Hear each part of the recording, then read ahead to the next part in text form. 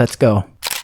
Hello friends, நேற்று வந்து Vaikunta Ekadashi. So இன்றைக்கி துகாதேசின்றதுனால ஸோ சிம்பிளாக வந்து சாம்பார், அப்புறம் வெல்லம் சக்கரை பொங்கல், அப்புறம் வடை, வேறு என்னென்னலாம் இருந்துச்சுன்னா நம்ம இலையில அவரைக்காய் பொரியல் பண்ணியிருந்தாங்க. அவரைக்காய் பொரியலுக்கு அப்புறம் நம்ம நெக்ஸ்ட்டு பார்க்க போகிற ஐட்டம் என்னன்னு பார்த்தீங்கன்னா, ஸோ இன்றைக்கி சைவ விருந்து தாங்க, அசைவம் இல்லை. ஸோ வாழைக்காய் வந்து ஃப்ரை பண்ணியிருந்தாங்க. வாழைக்காய் ஃப்ரை வந்து ஒரு 4 பீஸ் வச்சுருக்கோம் இலையில.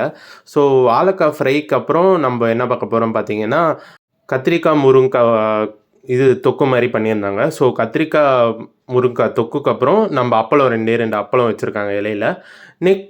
அப்புறம் நம்ம வழக்கமாக சாப்பிட்ற ஒயிட் ரைஸ் தாங்க. ஒயிட் ரைஸ் கொஞ்சோண்டு நம்மளுக்கு எவ்வளோ தேவையோ அதுக்கேற்ப இலைக்கு கொஞ்சம் அது ஃபில் பண்ணுற மாதிரி நம்ம கொஞ்சோண்டு ஒயிட் ரைஸ் மட்டும் போட்டிருந்தாங்க. ஒயிட் ரைஸ்க்கு நம்ம கூடவே என்ன கூட வச்சுருந்தோம் பார்த்தீங்கன்னா, பருப்பு கொஞ்சோண்டு சேர்த்துருந்தோம்.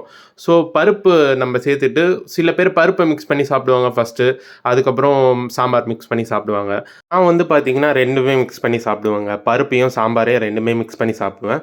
ஸோ நெய் கொஞ்சோண்டு ஊற்றிருந்தோம். நெய் கொஞ்சோண்டு ஊற்றிட்டு அது மேலே வந்து பருப்பு கொஞ்சம் பிசைஞ்சுன்னு சாப்பிட்டீங்கன்னு வச்சுக்கோங்களேன், டேஸ்ட்டு வேறு லெவலில் இருக்கும்.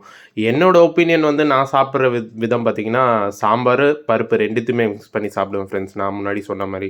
ஸோ அது வந்து வேறு லெவல் டேஸ்ட்டில் இருக்கும். நீங்களும் ட்ரை பண்ணி பாருங்கள். ட்ரை பண்ணி பார்த்துட்டு கமெண்ட் பண்ணுங்கள் ஃப்ரெண்ட்ஸ். மறக்காமல் சேனலில் சப்ஸ்கிரைப் பண்ண மறந்துடாதீங்க ஃப்ரெண்ட்ஸ். அடுத்த வீடியோவில் பார்ப்போம் ஃப்ரெண்ட்ஸ்.